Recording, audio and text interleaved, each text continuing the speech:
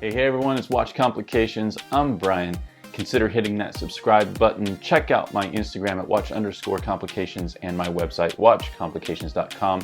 All links are in the description below. This video kicks off what will probably be a few videos. I had originally intended maybe one and then turn into two, and now it's kind of turned into three. That's because I didn't want to take up a long solid hour. I thought I'd chop it up into some smaller videos. We are going to do the ultimate watch mod of a Monty Python watch. Quick wrist check. I am wearing it again. It's just on my wrist, if not every day, every other day. It's like I wear this watch and then every so often I'm picking up one of the others. My Christopher Ward C63 Sealander GMT in the polar white. It's just 39mm, dated 6, orange, white, black. Oh, love it. Look what I have.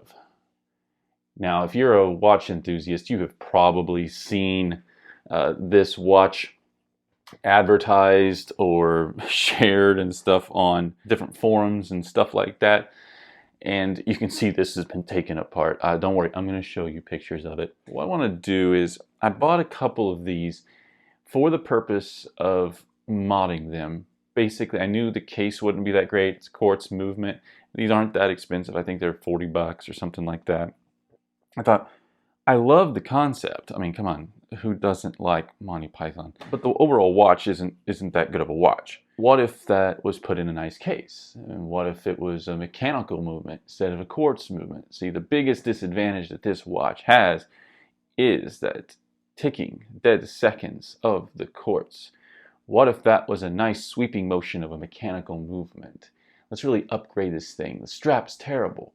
Put a really nice strap on it and make this watch what it really could be.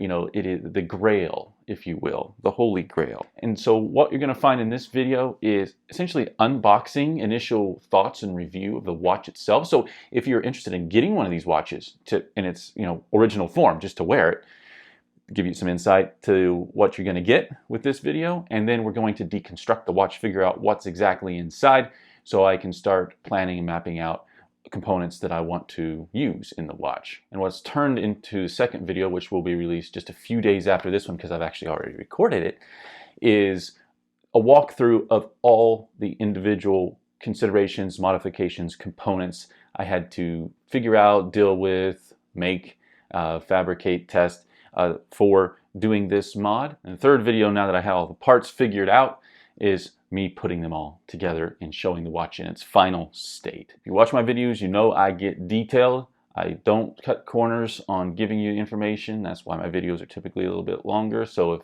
long stuff isn't your thing, I don't know what to tell you, but I'm going to give all the details. Hope you enjoy this custom Monty Python watch build. Let's take a trip to the Ministry of Silly Walks. Now, where this project starts is taking the case apart, but I wanted to take the opportunity to show you what the tin looks like that this watch came in.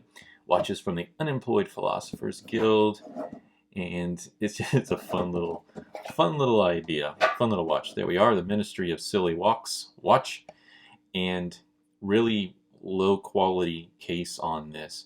I want to put a good movement in it, and I want to put it in a different case. I'm going to pop the case back off for really two reasons. One, to see what movement is inside this, because I can then look at the spec sheet for that movement, figure out what pin sizes the hands need for the mechanical movement that I'm going to put in it. So one's about getting the movement that fits the hands, and then I also want to measure the dial size. Someone might ask, why not just measure the visual opening on the front of the case? Well, the dial can extend beyond that, sort of around the edge, and every 1/10 of a millimeter matters. So that's why it's best to actually take the whole thing out of the case and do the measurement that way, so you know exactly what size you need. The leather strap on this is quite low quality. I wanted to show you the writing on the back of this. I had read about this online before, but it's still kind of funny. For best results, use the other side.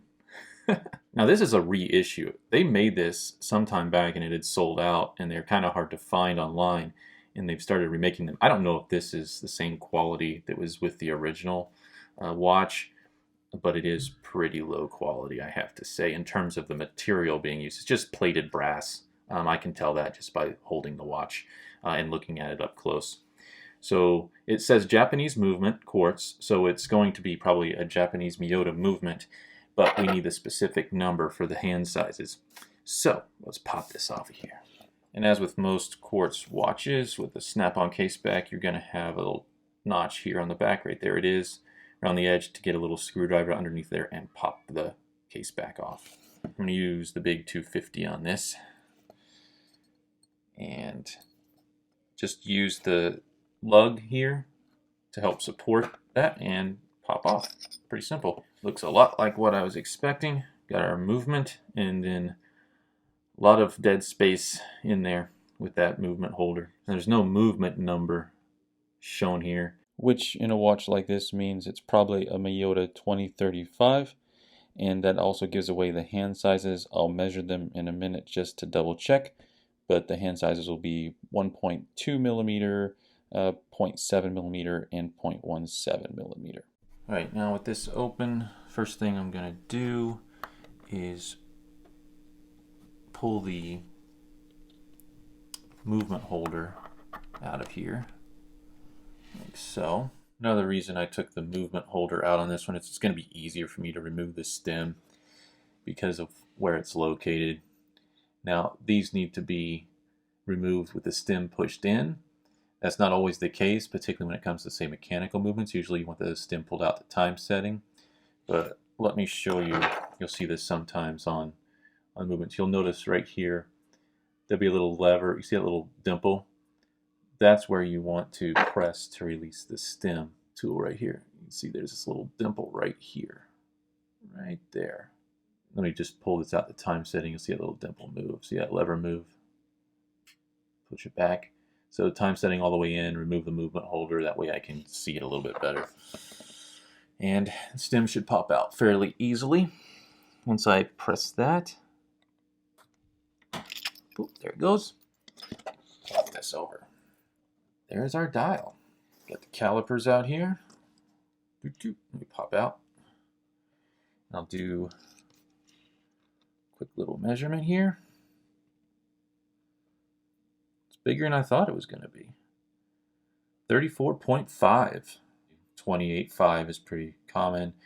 34.5 I've seen quite a bit of. 36, fairly common. So 34.5. Now I know what kind of case to get. Let me point out what I was saying about measuring. Notice there is quite an edge here, about at least a millimeter's worth. So if I had measured just the viewable window, on the front of the case, might have been about 33 millimeter, which is not the dial size I'm wanting the case to be able to take. I want it to be able to take a 34.5. So always important to pull that out and not just guess. You'd end up with the wrong case size. But I'm also going to go ahead and take the hands off because I need to take them off anyway to put them on the new watch. I'll just store them away and double check by measuring with the calipers the actual pin sizes for the hands. Just to cover all the bases, no guesswork in this. Here's why I want to be particularly careful. Got my dial protector here. Slide it underneath of those hands. And then just sort of gently pop these hands off of here. I have a spare parts tray to keep them in. That cane is quite delicate right there. I'll show a macro of that at some point. Get underneath of that hour hand. And same on the other side. And then just slowly pop up. And they should all just pop off together. Pretty straightforward. And then just going to use my Rodico to prop these into the parts tray. These are the funniest looking hands, I tell you. So what I've done is I've just set them in a parts tray. Sorry you couldn't see that. The dial protector here. Now there's something you haven't seen on one of these before. Just the body. That's hilarious. Okay, I'll just remove the dial from the movement.